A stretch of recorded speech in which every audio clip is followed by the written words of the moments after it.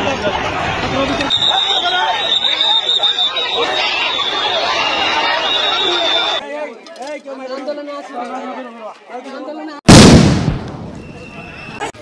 যদি সব স্টুডেন্ট নাইমা যায় এসব ছাত্র ক্ষমতায় আসার পর এ যাবৎকালীন যতগুলো আন্দোলনকে আওয়ামী লীগ সরকার প্রটেস্ট করেছে, আইন শৃঙ্খলা বাহিনী ব্যালেন্স করেছে, এইবারের আন্দোলনের ভাইবটা একটু আলাদা।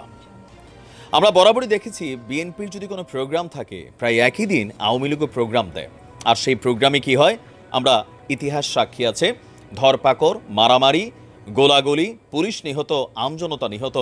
তবে এই প্রথমবারের মতন আমি এই ভিন্ন ঘটনা দেখছি যে শোকের মাস আগস্ট মাসেই আওয়ামী লীগ তাদের যেই শোক মিছিলের কর্মসূচি আছে সেটা 2 দফা পিছিয়ে নিয়েছে। হঠাৎ করে কেন এমন সিদ্ধান্ত? কেউ কেউ বলছেন যে আওয়ামী লীগ আসলে এই মুহূর্তে ভয় পাচ্ছে। তো ভয়টা কিসের? পুলিশ তাদের সাথে আছে, ছাত্রলীগ যুবলীগ আছে, নেতাকর্মীদের অভাব নাই। আসলে ভয়টা হচ্ছে এই মুহূর্তে উত্তাল জনতাকে ফেস করতে গিয়া আবার কোনো বড় ধরনের সংঘর্ষের ঘটনা ঘটে কিনা একটা ভয় তো ঢুকছে। অনেক নেতাকর্মী এই মুহূর্তে চুপচাপ আছে। তারা কি আসলে কোন পক্ষে যে কথা বলবে, মাঠে নামবে নাকি নামবে না, এটা নিয়ে একটা কনফিউশন আছে। আমজনতার মধ্যে আছে কেউ কেউ এই ছাত্র আন্দোলনের পক্ষে কি কথা বলবেন নাকি বলবেন না। আবার যদি আওয়ামী লীগ ক্ষমতায় থাকা যায় তাহলে তো ভাই পোস্ট পদবি নিয়ে টান পড়বে, সুশীল হিসাবে দলের নাম ভাঙাইয়া যে সুযোগ সুবিধা নেওয়া হচ্ছে সেটা তো টান পড়বে। আবার আওয়ামী লীগের তারও টেনশনে আছে, পরিস্থিতি কোন দিকে যায়, দেশ ছেড়ে পালাইতে হবে কিনা, এরকম একটা পরিস্থিতি আছে। তবে এই সকল ভয়ের কারণে আওয়ামী লীগ শোক মিছিল থেকে পেছায়নি, তারা একটা বার্তা দিয়েছে আসলে কেন হঠাৎ করে তাদের যে পূর্ব নির্ধারিত যে শোক মিছিল ছিল রাজধানীতে সেটা কেন তারা প্রত্যাহার করেছে। বঙ্গবন্ধু শেখ মুজিবুর রহমান সহ 15ই আগস্টের সকল শহীদ এবং সাম্প্রতিক সহিংসতায় নিহতদের স্মরণে আজকে রাজধানীতে শোক মিছিল কর্মসূচি ঘোষণা করেছিল ক্ষমতাসীন দল আওয়ামী লীগ। তবে এই শোক মিছিলটি হঠাৎ করেই বাতিল করেছে। আওয়ামী লীগের উপদপ্তর সম্পাদক সায়েম খানের পাঠানো এক বার্তায় এই তথ্য জানানো হয়েছে। তিনি বলছেন, দুর্যোগপূর্ণ আবহাওয়ার পূর্বাভাসের পরিপ্রেক্ষিতে কেন ভয় টয় পেয়েছে এরকম কিছু না, আবহাওয়া খারাপ, প্রচুর বৃষ্টি। তবে আমি একটা আশ্চর্য হচ্ছি, সারা বাংলাদেশের মানুষ বৃষ্টিতে ভিজা ভিজা একটা আন্দোলন করতেছে, আর আওয়ামী লীগের এই জায়গাতে এসে এই বৃষ্টিটারে কেন তারা আসলে এতটা সিরিয়াস নিল। আচ্ছা যাই হোক, বলা হচ্ছে যে দুর্যোগপূর্ণ আবহাওয়ার পূর্বাভাসের পরিপ্রেক্ষিতে আজকে আওয়ামী লীগের পূর্ব নির্ধারিত শোক মিছিল পালন করা হবে না। এর আগে আওয়ামী লীগের দপ্তর সম্পাদক ব্যারিস্টার বিপ্লব বড়ুয়া সই করা এক সংবাদ বিজ্ঞপ্তিতে বলা হয়েছিল যে আজকে বিকাল 3টায় রাজধানী ঢাকায় শোক মিছিল করবে আওয়ামী লীগ। রমনার ইঞ্জিনিয়ার্স ইনস্টিটিউশন অব বাংলাদেশ থেকে শুরু হয়ে শাহবাগ, এলিফ্যান্ট রোড এবং মিরপুর রোড হয়ে ধানমন্ডি 32 নম্বরে গিয়ে শেষ হবে এই মিছিলটি।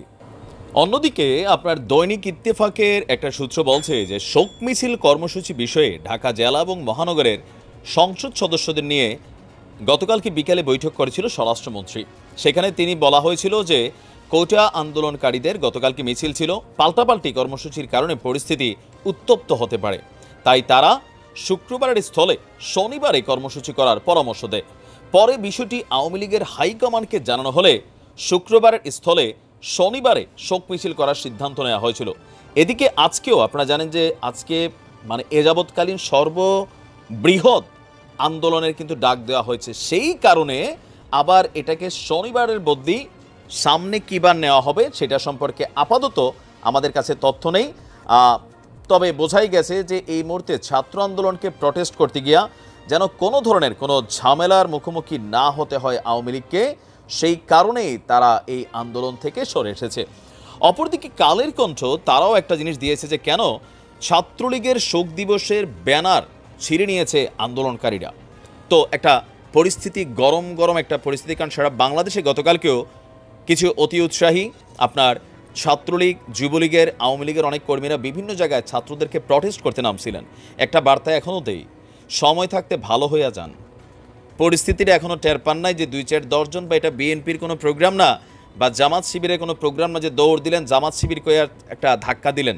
এই মুহূর্তে আওয়ামী লীগ সরকারের একটা সবচেয়ে বড় ব্যর্থতা হচ্ছে কি জানেন, জামাত শিবিরে পচাইতে গিয়া এই মুহূর্তে সারা বাংলাদেশের সবচেয়ে জনপ্রিয় একটা অবস্থানে নিয়ে দিছে জামাতরে। কারণ কি?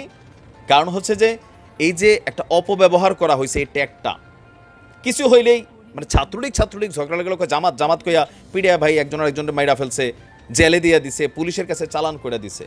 মানে এই নামটারে এত বেশি ব্যবহার করছে যে নামটা ইজি হয়ে গেছে পাবলিকের কাছে এখন।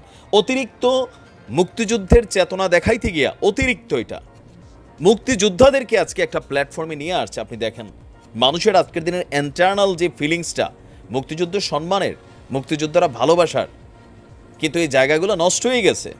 কারণ আমরা যখন দেখি এলাকার মধ্যে সবচেয়ে বড় চোর যে লোকটা, সে যখন বলে যে তার ভিতরে মুক্তিযুদ্ধের চেতনা আছে, বঙ্গবন্ধুর চেতনা আছে, তখন মানুষ এগুলো নিয়ে সন্দেহ করে। কারণ যেই ব্যক্তি বলছে তার চরিত্রটাতেও মানে একজন মুক্তিযোদ্ধাকে রিপ্রেজেন্ট করে, একটা দলকে রিপ্রেজেন্ট করে, এরকম অনেক ক্ষতি হয়ে গেছে। তো আমি একটা জায়গায় ধন্যবাদ দিই আওয়ামী লীগের, এই জায়গাতে বিশাল ধৈর্যের পরিচয় দিছে হাইকমান্ড থেকে। নিশ্চয়ই সভাপতি মণ্ডলী বা প্রধানমন্ত্রীর নির্দেশনা ছিল এরকম যেন আজকের দিনে এই প্রোগ্রামটা করা না হয়, কারণ হিতে বিপরীত হবে। এই মুহূর্তে যে মাথা ঠান্ডা রেখে এই কাজটা করছে আওয়ামী লীগের, এটা খুবই ধৈর্যের পরিচয়। কারণ আওয়ামী লীগ বরাবর এরকম আমরা করি না, আমি দেখি নাই আর কি, যে সহজে এরকম মাঠ ছেড়ে দেওয়া। তবে এটা একটা সুন্দর সিদ্ধান্ত হয়েছে যে আজকে সারা বাংলাদেশে যদি ঠিকই আজকে আওয়ামী লীগে বিক্ষোভ মিছিল অথবা শোক র্যালি বার করতো, ছাত্ররা যেমনি আজকে নামবে সারা বাংলাদেশে, তো পরিস্থিতি কোন দিকে যেত আপনি চিন্তা করছেন? ধন্যবাদ। এমন মাঝে মাঝে এরকম বিচক্ষণ সিদ্ধান্ত নেওয়া উচিত। ভালো থাকুন, আসসালামু আলাইকুম।